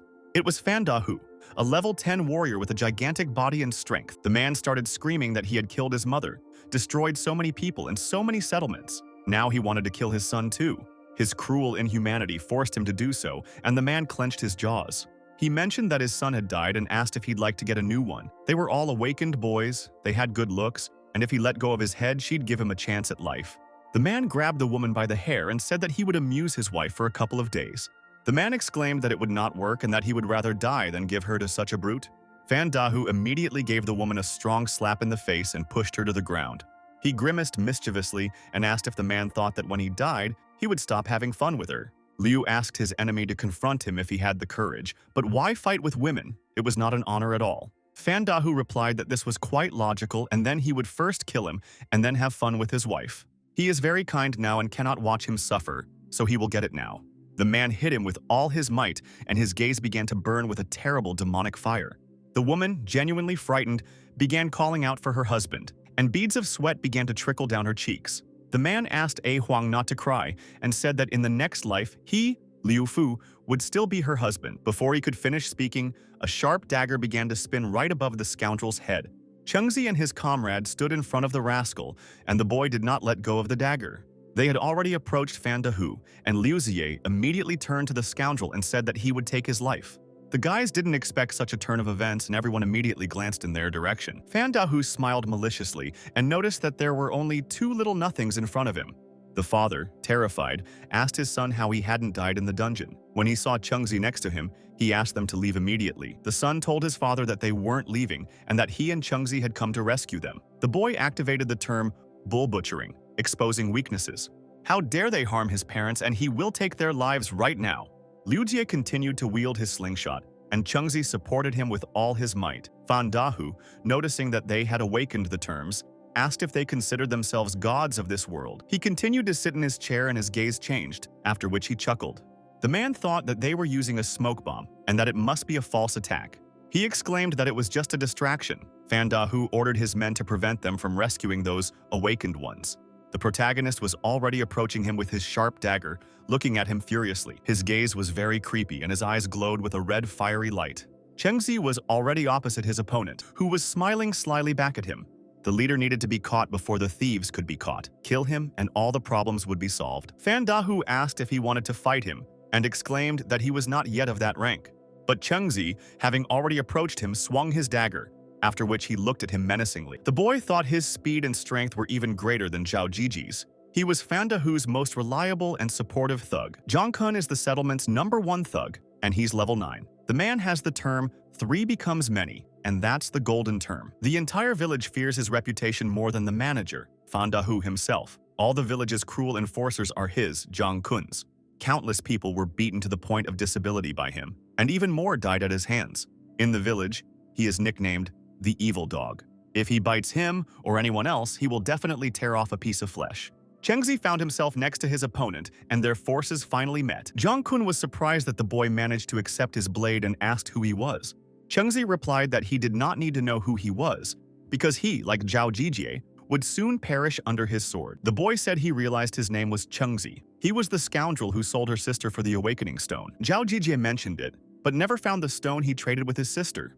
While this scoundrel was chatting, the main character had already activated his term, covered in fiery flames, after which he approached his opponent and began to deliver a crushing blow. Zhang Kun was no slouch either, and he wondered if his words had stung his pride. Had he really just hit the nail on the head? Again, while he was speaking, Chengzi approached him to strike. The boy thought about how this guy didn't change his rhythm one iota while attacking, so his words didn't anger him at all. The battle continued, and their daggers clanged throughout the area. However, using the term became more difficult for him, and he felt a sense of embarrassment. He looks 15 or 16, but his thoughts are so wise and profound. Zhang Kun thought that he was very stubborn and should not be allowed to grow. Then the man also decided to activate his golden term, 3 becomes many. The guy thought about killing him right here and now before he activated his abilities to the fullest. His term was incredibly strange, and he began to move closer and closer to strike. First, you need to use defense and figure out where the lie is and where the truth is. Liu Ziye shouted to the protagonist that he had saved his father and uncles and asked him to hold on. He promised that they would arrive soon. Chengzi told his comrade that they didn't need to save him, and that they needed to kill Fan Dahu first. They also needed to save Aunt Zhang and the others, and he could handle this guy himself. Zhang Kun realized their true goal was to rescue these awakened beings to increase their chances of victory. But did they think they were so foolish as to allow them to be released so easily? The protagonist thought that everything was very bad and they had put poison into the body of Uncle Liu and everyone else. Liu Ziye cried out to Chengzi that everything was bad. Blood was flowing from the mouths of his father and uncle. Those scoundrels poisoned them, slipped them poison. Chengzi thought that was indeed the case. Fan Dahu, with a sly grin, asked if they were taking him for a stupid dog. He had long been prepared for such a reception. Over the years, he'd encountered many talented individuals, and as soon as they'd retreated into the dungeon, he imagined exactly this situation. Zhao Jijie had simply sent them a test of their strength, and he'd guessed correctly. He explained to Kun that this was the guy named Zhao, who was constantly running outside the settlement, and that he'd told him he was dangerous. He asked him to call his avatars back, as he wanted to exchange a few words with this guy. The boy immediately listened to his older brother. Fan Dahu told Chengzi that he was a real man. The Liu family's unrest has nothing to do with him, and now he's lost his weapon. Therefore, Zhao Jijie's place will be his. It was really none of his business, and they planned to save their father and uncles to even the odds. But now they themselves have become a burden to their Chengzi. If they are forced to stand next to him, he, like them, is doomed to certain death. Liu told his son to leave and not ruin Chengzi. He explained to the boy that this was their family's business. Liu Ziye told his father that he knew what to do and placed his hand on his head. The comrade asked Chengzi to put down his weapon and said that there was no point in dying for their family. But the main character answered his friend that he is his brother, always and forever. Therefore, he will not leave them to perish and will fight to the last for their lives. Liu Ziye continued to ask him to throw away the knife, as it would be his best choice. This guy survived the end of the world. He knows how to choose. To survive, you have to bow down and become someone's dog. Chengzi asked his comrade not to talk nonsense and said that he would not betray his brothers. He will not turn his back on those who helped him. He, Chengzi, is incapable of such a thing. His sister didn't teach him to do that either, and if they kill these scoundrels, they will all survive. And they need to be killed as quickly as possible, and he began to approach the gang of thugs. Liu Jie was seriously afraid for his brother and cast a worried glance at him. Fan Dahu called him a fool and said that in this case they would simply slaughter them all together. He was pleased, as if he had already won a victory over these guys. The boy told his brother Hu that he would personally rip off his head and give it to him as a trophy. Jong-kun exclaimed that he would definitely kill him this time and began to approach the protagonist. Chungzi replied to this guy that it was a coincidence that he was of the same opinion and began to activate the term of independent development. After activating the term, the boy began to become much stronger and a whole volley of fire was directed towards the opponents. The boys also began to approach him, revealing their sharp, bladed weapons. Jong-kun wondered where this guy suddenly got several times more strength from. He'd just been overwhelmed by its power. Wasn't his term the one that set the blade on fire? And was that really just a trick? But this power boost, his real term. The guy called him a cheat and thought that he had deliberately deceived him with a trick in order to use the term at the crucial moment and finish him off with one blow. Let him not forget that he still has 2 clones as a gift, and even if he strengthens his strength, he is still no match for him.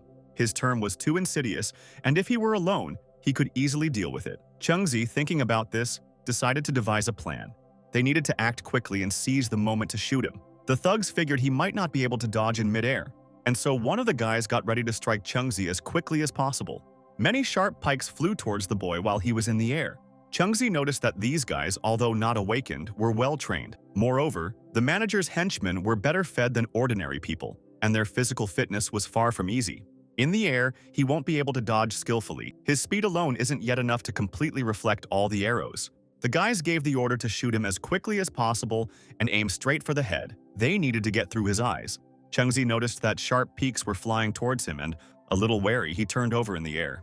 He decided that he should throw the knife to get rid of the 2 shooters. But if Jong-kun intercepts the knife's return route, he will lose the weapon and find himself in a terrible position of inactivity. The boy saw Liu Jie standing before him. His comrade exclaimed that he was right and that they needed to be finished off first, then they would all survive. He said he'd help him and threw some round blue balls. He asked them to seize the moment, as they had plenty of weak spots. The boys realized that smoke bombs were flying in their direction again, and that there was clearly something wrong with this smoke. Jong-kun ordered his crossbowmen to finish off Liu Jie first, but the boy replied that they had sprinkled lime on his eyes, and that it was stinging them so much they could barely open. Chungzi thought that Liu Jie had awakened half a year earlier than him, although this did not give him a real level increase, but due to his character, he had prepared many tricks. The boy didn't expect it to be useful here, and the boys were already approaching him. Chungzi, looking closely at them, noticed that their speed was slow and that they were all clones. Then he decided to first kill one of his clan and began to approach him to strike with a dagger. The actions are seamless, meaning the clones don't feel any pain, and thanks to this he will be able to identify them. Simply wounding the clones would be pointless. Chungzi decided to utilize their full potential. Only when he cuts it in half will he understand whether it is a clone or not. The boy began to cut the clones one after another, and they began to fly away in different directions. Jong-kun, seriously angry, asked the protagonist what he was doing with his clones.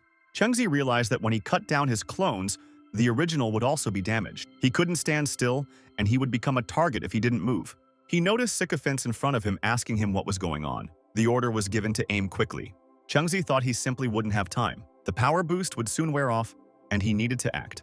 Now the retribution has come for that shot and for their many years of complicity with the darkness.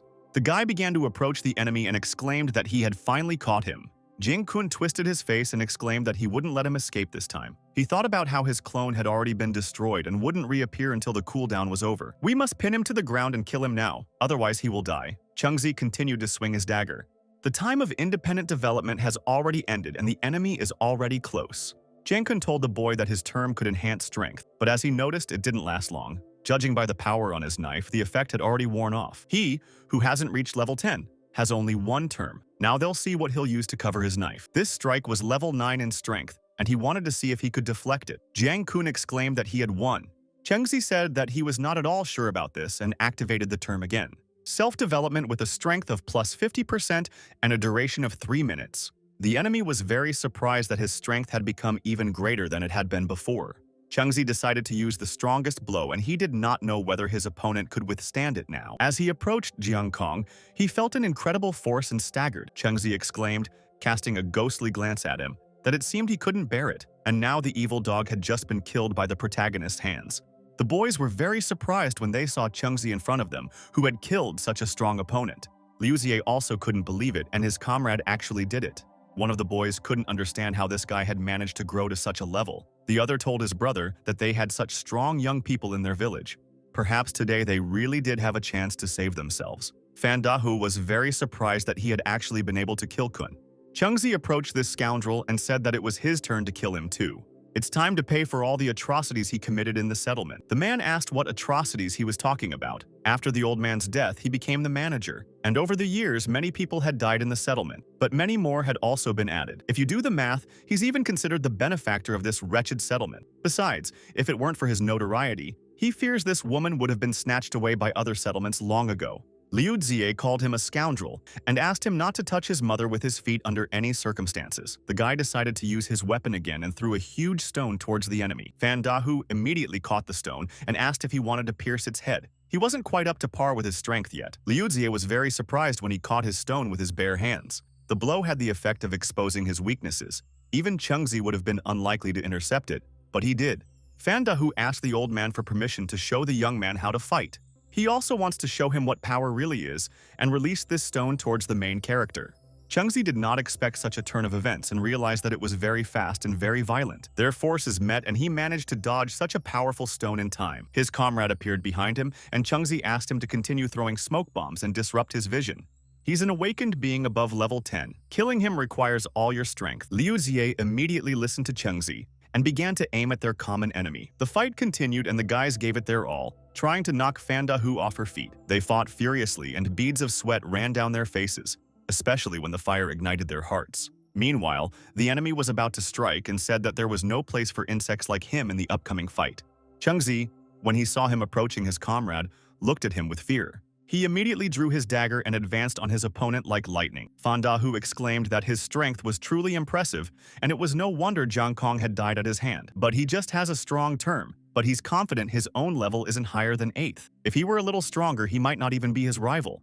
His strength even surpassed that of the boar boss. Chengzi needed to do something about it, and that was the difference after breaking through the 10th level. After that, the body becomes fundamentally different. The enemy noticed that he had already killed Jiang Kun and Zhao Jiji, and how his rage had not yet dried up. He offered to join him and said that he would allow him to stand on an equal footing with him, and in a couple of days he would live the way I dreamed of. The boy exclaimed that never in his life and he had destroyed too many. There really were more people, but everyone he brought was just as much a scoundrel as he was. He gathered around himself a band of oppressors, rapists, and robbers. He would never side with the likes of him, and the boy tried to strike again. Fan Dahu asked Chengzi if he wanted to be a hero. If so, then he decided to help him with this and decided to use his abilities to the fullest. Fan Dahu exclaimed that the cruelty of this world was not as simple as he thought. Without an iron fist, their settlement would have long ago been swallowed up by others and no one would have had a way out.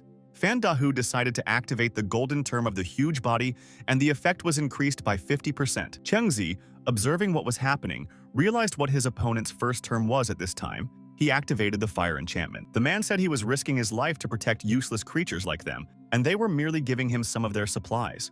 It's a fair deal, and they still dare to complain. Does he really think everyone is as kind as the old man? When the boy looked into the room, he asked his father if he was wounded again after the battle. Fan Dahu told his son at the time that he was strong and would heal in a couple of days. Besides, it wasn't a wound, but a medal for protecting everyone. His father was a hero of the settlement, but this hero died right before his eyes. It's ridiculous and pointless, just empty gratitude. What kind of medals could there even be for these wounds? Only a fool like his father could be proud to defend them. He wanted to be a hero, and with these thoughts, he began to approach Chengzi. The man raised his sharp dagger and told the boy that he hated people like him the most. Fan Dahu was furious and covered himself in flames as he asked the boy if he wanted to be a hero. If he wants to be a hero, then let him go and be one in hell. Chengzi was already on guard, and grabbing the dagger, raised it as high as he could. The boy tried to parry his opponent's powerful blow and noticed that his strength hadn't changed. This meant that his first term hadn't increased his strength. If so, then he will use a one-time refresh to reset all term cooldowns and fight him to the death. The term was activated and independent development and a headshot. Everything was reset. Chengzi told his opponent not to even think that only he had the power of terms. Fan Dahu became seriously angry when he realized that this guy's strength had skyrocketed again.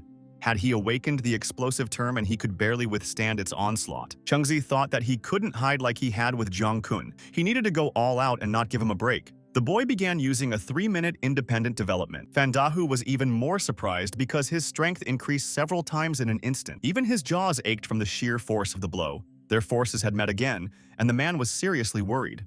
There's something wrong with this guy. and it's definitely not the kind of strength one term implies. Otherwise, he wouldn't have been able to stop a blade from penetrating him if he's below level 8. Besides, the flame on his blade somehow remained on it. It was supposed to be a trick, not a term. He has too many quirks, and if you continue to fight with him, he will die. The man thought he needed to use a different tool to win. This guy was a very handy tool. He asked the protagonist not to underestimate him and activated a new term, courage and strength. His second term worked, but his power only increased slightly. His advantage in terms is still too great. The boy decided that this was how it would be, and then they would reach the decisive moment. The main character began to approach his opponent very quickly and decided to cut off his head. Fandahu noticed that his movement was too sweeping and he would try to snatch a break by wounding him. But he did not repel his attack, and the boy, clenching his jaws, began to think about what to do. This is very bad because he deliberately cut off his own arm to escape. That means his target is Liu Xie. The man was in great pain, and he noticed that if he had not thrown his hand away, he would not have been caught. He asked Chengzi to drop the knife immediately, otherwise he would wring his neck right then and there. The protagonist responded to Fandahu by saying that he too had stooped to such a vile act as to take his friend hostage. The man immediately asked him to shut up and said that in this world, only the strongest survive. He again asked him to drop the knife or he would break his neck right then and there. Chengzi thought that if he threw the knife away once the term ended, it would not be his opponent. But if he didn't throw the knife, then Liu Xie would die now and he couldn't understand what to do and how to act. One of the boys suddenly asked Fandahu to stop. Did he know why they'd tolerated his bullying all these years and were only now rebelling? Isn't it because of his beloved son? The man remarked. He said his mother was dying in pain and he hadn't even lifted a finger. His mother shouldn't have given birth to such a son. But the boy replied that it wasn't at all, and it was all because they felt a duty to his father. The man could not understand what he was talking about now. What debt? Then the guy explained that he was a hero. He was the hero of their entire settlement. That year, he sacrificed his life to stop the plundering of the settlement and prevent an even greater tragedy. And he, the son of a hero, even though he misbehaved and oppressed them, they tolerated it all because they believed he would change, become like his father, and become the hero of the settlement again. But a year ago, he accidentally learned something. Fandahu listened attentively to this guy. He continued to talk about how, in a year, their leader would leave for the settlement to become deputy manager. This shabby hole would be wiped clean to the last drop, and they would be left here to die. Then they too will be able to rise up and will no longer plow this land and grow weeds. The settlement will be a large city with a pig farm, and there they will finally eat meat. Fandahu angrily asked if he intended to abandon them and become a lapdog for his father's killers. Had he forgotten that it was the people from Settlement 119 who had seriously wounded his father, leading to his death? The man asked him to shut up and said he deserved it. In this end of the world, anyone who wants to be a hero must die. He won't hang around here forever like his idiotic father. If he joins them, he'll find himself in the big world, maybe even in company. Fandahu told the protagonist he would count to 3. If he didn't drop his weapon, he would carry out his comrade's dead body. The man started counting and finally reached 2. The boy clenched his jaw in anticipation. Suddenly, they heard the roar of wheels and the hum of engines of many cars. Fandahu turned his head and exclaimed, "This is the car from settlement number 119. Therefore, Chengzi is probably already a corpse." The man turned to the people of that settlement and said that he was Fandahu, smiling at them happily. He asked them to help him deal with these rebels quickly and cast a happy glance at them. Young men started getting out of various cars and grabbing weapons. Chengzi thought the situation was hopeless. Liu Jie is in his hands again, and what should he do to turn the tide? Perhaps it's better to protect himself so he can take revenge later. But if he leaves, his friend, Uncle Liu, and Aunt Zhang will surely die. He can't abandon Liu Xie and watch him die. The man asked Chengzi what difference it makes if he's strong. Now he has many more people and he, the scoundrel, is doomed to certain death. A boy named Jiang Titi asked him, calling him Baldy, if he had just called him that. The boy was the current manager of settlement number 119. Fandahu replied that it was he and exclaimed that it was a great happiness for him to see him with his own eyes. Had he really come for him personally and simply been lucky? Fandahu couldn't stop smiling and rejoicing. The protagonist picked up his comrade and, feeling his pulse, realized he was still alive. This was the man Uncle Liu, the manager of settlement 119, had spoken of. And yet this is a huge settlement with thousands of residents. It seems Fandahu really has defected to his father's murderers, and he's clearly a complete and utter non-entity without a shred of conscience. This meant his situation had become even more dangerous. This man emanated a power far greater than that of Fandahu or even that red demon. At his current level, defeating this man was impossible. Jiang Titi asked the bald man to stop being so polite and said he knew someone else. If he didn't answer, he'd crush his head. Fan Dahu asked for his name and said that if he was in the settlement, he'd bring him to them. He felt like manager Jiang didn't recognize him, even though the Lei brothers with whom he did business assured him they'd already passed his name on to him personally. Jiang Titi asked the boys if there was anyone there named Chengzi. Fan Dahu immediately replied that of course there was, and that he was the one who had started the rebellion. He had openly challenged the company's system. The man broke into a smile, deciding that the manager had come to help him, which meant that Chengzi was dead. Jiang Titi inquired whether Chengzi had indeed rebelled and asked if he wanted to seize control of the settlement. Fan Dahu replied that this was exactly it, and it was him. He even cut off his hand and was asking for justice to be restored. The guy turned towards the protagonist and asked if he was Chengzi. The boy, without thinking twice, answered that it was him, not shuddering in the least in front of this man. Jiang Titi explained that he had heard that in order to become a manager, one had to be at least at the 10th level of awakening. How could such a boy cut off his hand? Fan Dahu wanted to object, but he stopped him.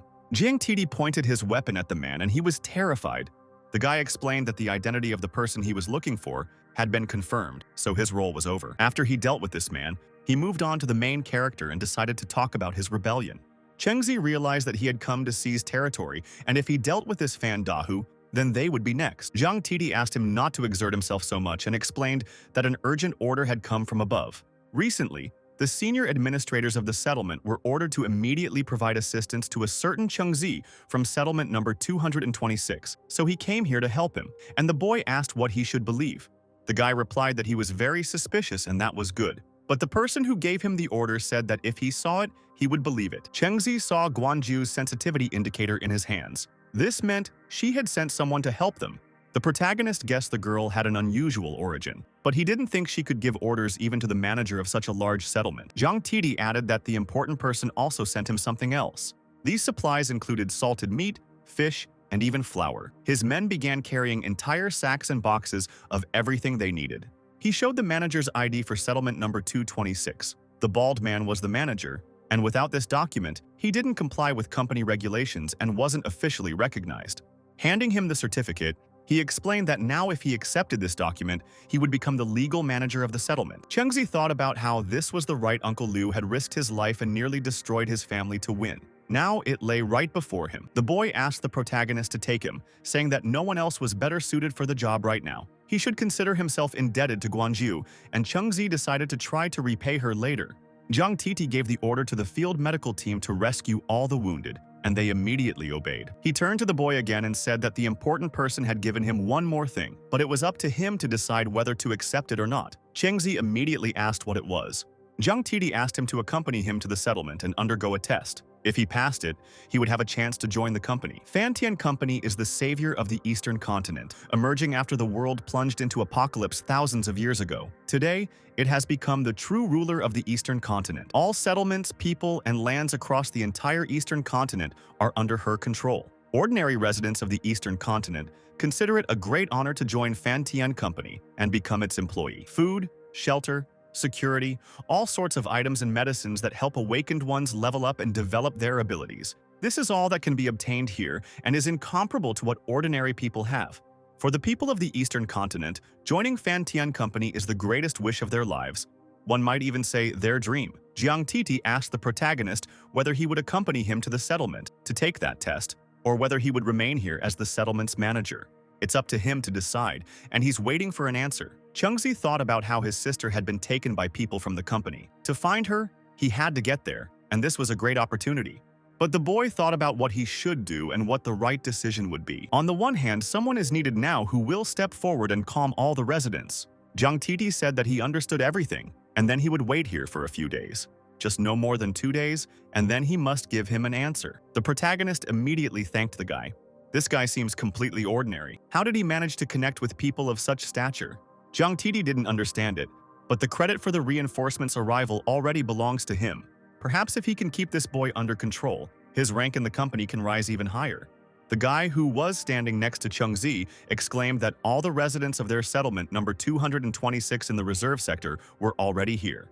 The boy explained that something important needed to be announced now. Chengzi had defeated Fan Dahu and Zhang Kun, those scoundrels, and had even received recognition from the company.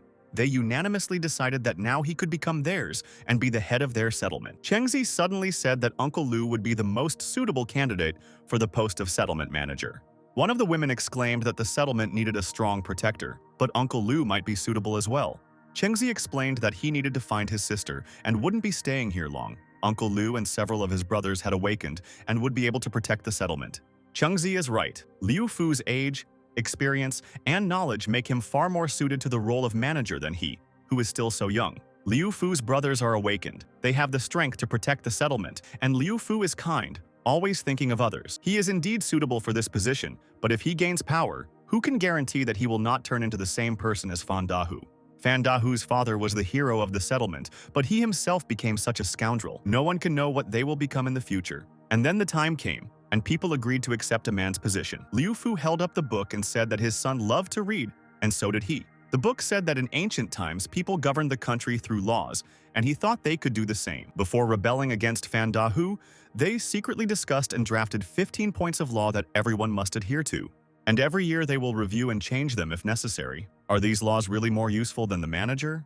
If these are rules everyone must abide by, maybe it really is better than living by the whim of one person. It seems Uncle Liu really did prepare well for this day. Uncle Liu Fu is a literate man. Liu Xie can also read, and their heads work much better than Chengzi's. The main character thought that now he could calmly go look for his sister. From this day on, Liu Xie and his other friends will no longer be around. Only he will remain. Suddenly, behind him, he heard a voice asking if he was leaving without saying a word, or if he no longer considered him a brother. It was his best friend, Liu Xie, who remarked that without him, he would get into any kind of trouble and be deceived at every turn. He couldn't bear to watch him leave. Chengzi asked if he had come to see him off, but his friend replied that he was going with him and that he should not think that he could fly alone and become a great person without him. Then the boy asked if his parents would let him in and smiled, waiting for an answer. Liu Xie replied, crossing his arms over his chest, that of course not, and he ran away secretly. He asks him not to worry, as he left a note and will return to them when he achieves fame. And Xiao Yu, when he achieves success, he will definitely marry her. Chengzi replied that he thought he should go back. Uncle Liu and the others would start to worry. But before he could take a step, his comrade grabbed him by the clothes. He explained that in the village, it was said that the great bird Chengzi, in one day, takes off with the wind and rises 90,000 li. He continued to say that Chengzi was that Peng, but he wanted to become him too. The world is vast, and he, Liu Xie, doesn't want to be a nameless person, so he will go with it. The wind that raised this great Peng with the flapping of its wings ignited a flame within him. Suddenly, the main character heard some noise and said that if it was hard for him and if it became painful, he should not regret it. Liu Xie said he wouldn't blame him, although he was afraid he'd be the one to cry first. The boys walked along the road, continuing to chat about this. Jiang Tidi, however, waited thoughtfully for Chengzi's answer. He said, looking into the distance, that it looked like the wind would pick up. It was already dark outside and several huge, powerful cars were driving through the mountainous terrain. One guy told two of the guys that they were both pretty good. He's managed this settlement for so many years, but this is the first time he's been on a mission with manager Jiang Titi. It's clear from his gaze that manager Jiang takes them very seriously. When the time truly comes to part, Liu Xie is still reluctant to leave. After all, he's not like Chengzi. He has someone he cares about. Chengzi said he'd been wondering for a while and wasn't sure if he should ask. He thought he'd first change the subject to distract his companion, and maybe that would make him feel better. The guy who was next to them asked if he had just spoken to him. If you have a question, let him ask, and he will tell you everything he knows. Chengzi asked if it was true that the manager of their settlement, number 119, had killed the previous manager of their settlement, number 226. The boy realized what he was asking and began to sweat. Liu Xie was frightened and thought that Chengzi wanted to find a topic to distract him, but this topic was too awkward. Chengzi immediately silenced the conversation, and sometimes he's too stupid in small things, which is obvious.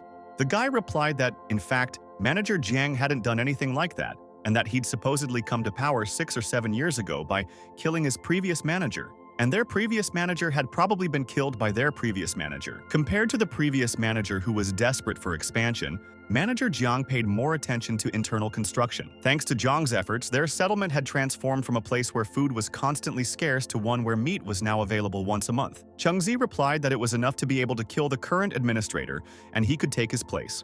Apparently, that was his main thought. But the guy realized that that wasn't the point at all.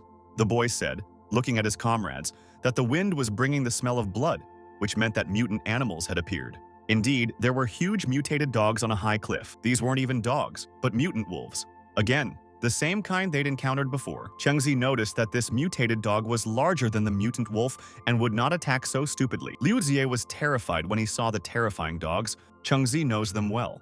The protagonist exclaimed that they were already there. The guy asked them not to worry and said that they had encountered them before. Manager Zhang is stronger than they think. Zhang asked the boys to cover their ears. The boy decided to activate his term and asked the mutants to get out of here. He used the roar of the king of beasts, the golden term. The wolves immediately began to scatter in different directions from such a powerful roar and were covered in bright rays of fire. Chengzi covered his ears, not expecting such a loud sound as this guy's term. This guy is really strong if he has such an unusual term. The guy exclaimed that he had already said that their manager Jiang was very cool. Those stupid dogs just ran away, leaving them alone. A dog is still a dog, even if it's mutated, and Manager Jiang's term will easily deal with these creatures. The boy told his brother that Chengzi was a distinguished guest of the great man, and his earlier gesture had seemed like a challenge. With his power, he could control the sound wave better. Zhang replied that he was a mama's boy who lived at someone else's expense and would even go and inform on that great man. He has come a long way to his current position step by step, and he hates those who look for easy ways the most. When the guy behind the wheel wanted to object, Zhang stopped him and said that he hadn't gone public with him and was keeping up appearances in front of people, but let him do whatever he wanted behind the scenes. He, Jiang Titi, wants to rise higher, but he doesn't necessarily have to crawl on his belly everywhere. If he's useful to the big guys, they'll turn a blind eye to the little things. And now, settlement number 119 lay before us. Human cries rang out, alerting everyone else that their manager had returned. The guys met the manager and thanked him for his work.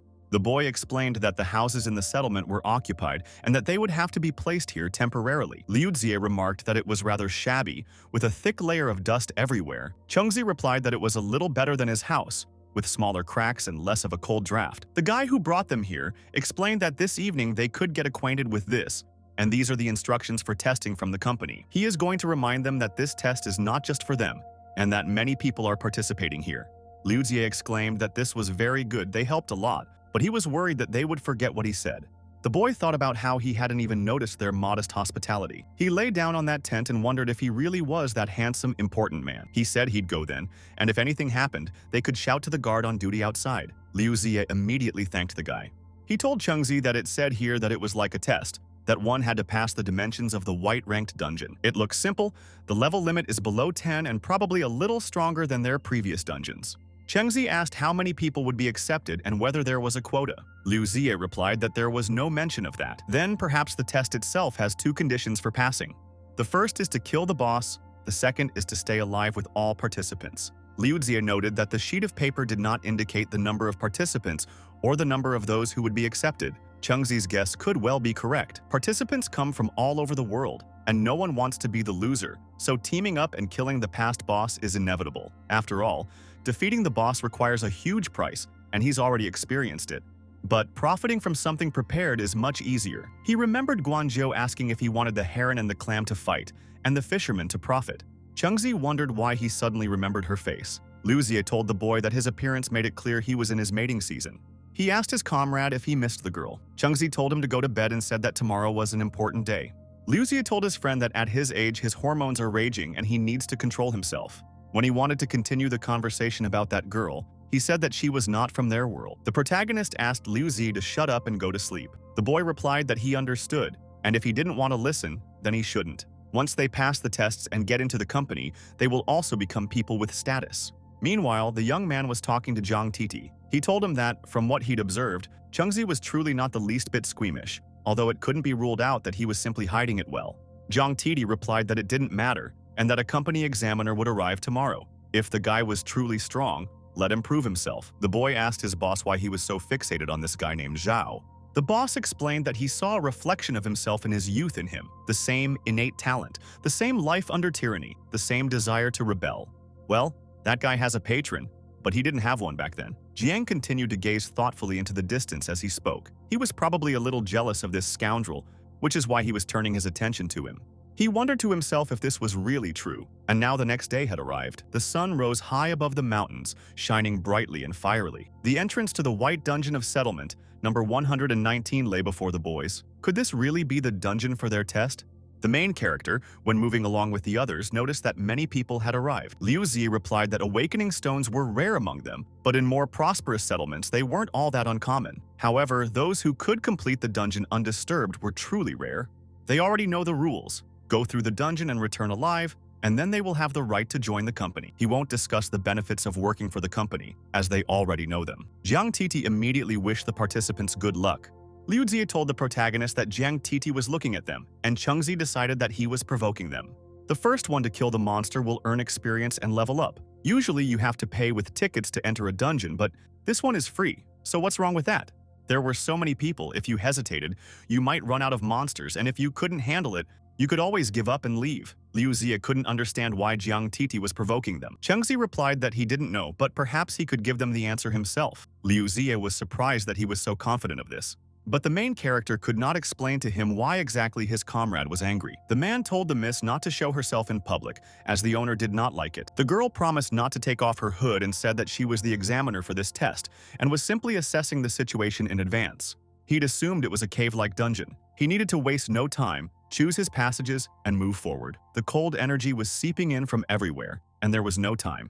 One of the guys said that he chooses the left one, the left side is his lucky side. Liu Ziye asked his friend where they were going. They heard a voice behind them. Some guy approached them and said that he had finally found the two of them. He clenched his fists and exclaimed that this was an unexpected meeting and smiled, clutching his head with his hand. The guys weren't expecting to see a driver there and asked how he got there. The guy replied that people from settlement number 119 were also allowed to participate in the test. He wants to secure a good future for his wife and children. He suggested they join forces, saying they're safer together. Liu Ziye desperately signaled to Chengzi, but he still didn't understand what his friend wanted to say. That guy is clearly up to no good, and could this driver possibly be up to something? Chengzi seems to have finally figured it out, and he'll turn the driver down just as he wants. Chengzi told the guy that they could take him into the team, but he would have to pay 200 coupons. Liu Ziye didn't expect him to misunderstand, as that wasn't what he meant at all. Then the driver exclaimed that he'd give them 200 tickets without a problem. After all, he drives a car for manager Jiang and earns 800 a month. Meanwhile, the protagonist overheard a noise behind the rocks on the cliff. A girl stood there, thinking that his aura was different from the others, and she sensed it with her ability. He clearly possessed the shining term. Now they're one team. He's the leader, Liu Ziye's second, and he's third. The driver laughed and said he understood everything and that they were now a team. The girl watching them sensed the aura of the possessor of the shining term. Joining them would greatly increase her chances of survival. But she doesn't get along with strangers and everyone is waiting for her to return. The girl clenched her fists and said that she, Hua Xiaoman, carried the hope of the entire settlement and that they needed to stop being afraid and be a little braver. Liu Ziye asked the driver if he'd been to this dungeon before. There were too many branches here.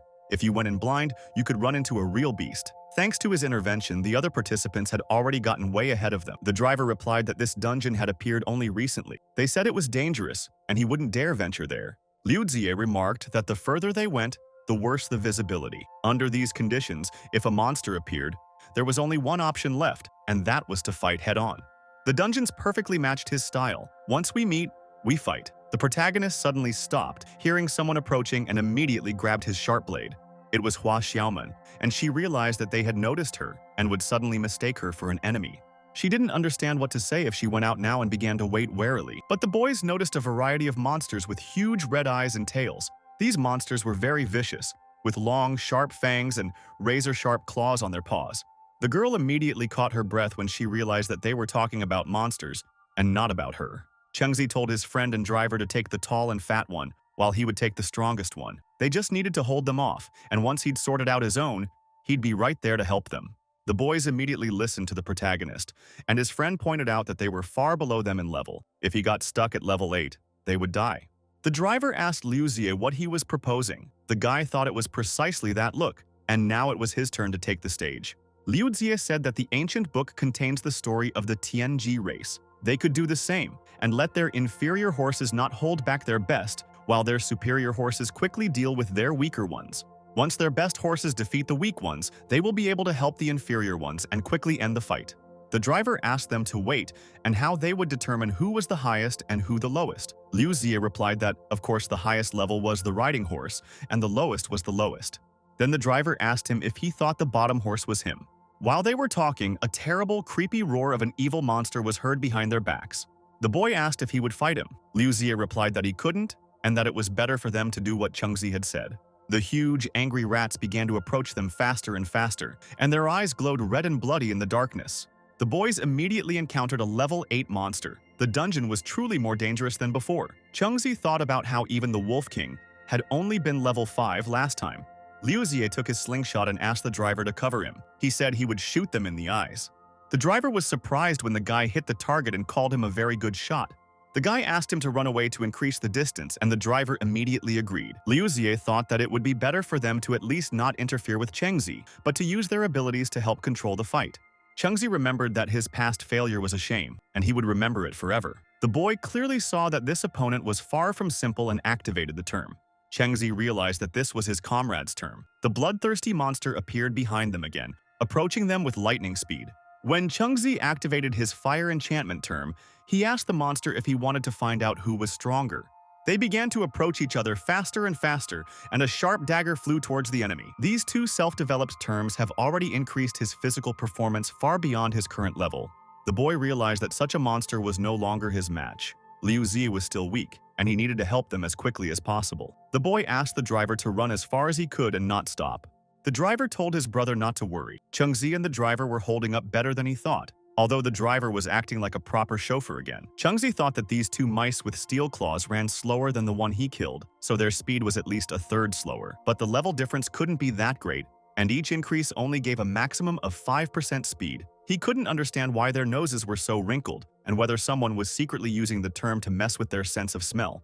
If someone is helping from the shadows, that means at least now he is not going to attack them. Then he decided to kill the remaining two rats, and then find him and ask who he was, the one who was helping them. Liu Xie exclaimed as he approached the monster that the weak spot had been identified and threw one of the stones again. The stone flew at the evil monster and hit him right on target, as always, in the eyes. The driver smiled and told his brother that he had excellent aim and that it was simply brilliant. He is also a nobody, but an awakened golden term, so he will cope with pathetic rats without any difficulty. The rats seemed to be telling each other that this wouldn't do, and they would shoot them all. They decided to use a specific technique. Liu Xie found it very strange that they stopped pursuing them. The rats deliberately decided to pause so he wouldn't kill them all. The boy, covered in beads of sweat, exclaimed that everything was bad and they were burrowing into the ground. The driver, frightened, asked what was going on and also broke out in beads of cold sweat. Liu Xie asked his brother to run away and said that they were going to attack from afar. The guy immediately understood and said that in this case he was speeding up, and the rats were already approaching them, which they didn't expect at that moment. The boy exclaimed that he wouldn't make it in time, and the giant rat's paw was already near his treasure, which was between his legs. The boy was seriously frightened and said that if he touched his treasure, his wife would kill him. The girl who was secretly watching them thought that this was very bad. She decided that she would have to use all her strength to help them, to hold these two creatures. The girl used the term olfactory manipulation, and it was a golden term. The monsters were shocked and couldn't figure out what that smell was or what that nasty thing was. The protagonist decided that now was the time to act and began to use his power in the form of a stream of fire. The boy killed 3 monsters, but his level didn't increase. Even with the advanced bonus, as expected, the higher the level, the harder it is to level up. The driver exclaimed that his brother had saved him, and from that moment on he would call him Big Brother because he had saved his happiness. Lao Xie replied, "A couple of centimeters by," but he got so scared he called him weak-willed. Then the guy's gaze changed when he saw the NR. Liu Xie was overjoyed and exclaimed that he had risen to the 5th level. Chengzi thanked his friend for his help and said that he could now come out and show himself to them. The guys didn't expect that there might be someone else here and asked Chengzi how he figured it out. A girl appeared in front of them, smiling and exclaiming that he had already noticed her. Liu Xie also smiled in response and said that there was a girl in front of them, although he, of course, had also felt this for a long time. The driver asked if he was telling the truth. He looked at him incredulously and thought about how just a minute ago he'd looked just as confused as he had. The main character asked them not to worry and said that since she helped them, it means she is not an enemy. They thank her for what she did and let her consider themselves in her debt. It turns out that it was this girl who helped them back then, and how could they not have realized it sooner?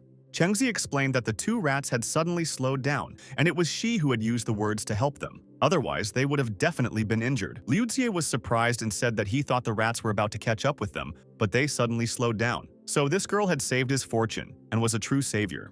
The protagonist promised that if they met again, they would help in any way they could. Now they had to hurry and move on. Having said this, Chengzi immediately said goodbye to her. Hua Xiaoman decided that if she missed this chance, there might not be a second chance. Then the girl turned to Chengzi and asked if she could go with them. Liu Xie thought Chengzi was like a magnet for girls. However, it was a good thing the new girl would distract him from his dreams of that noble beauty.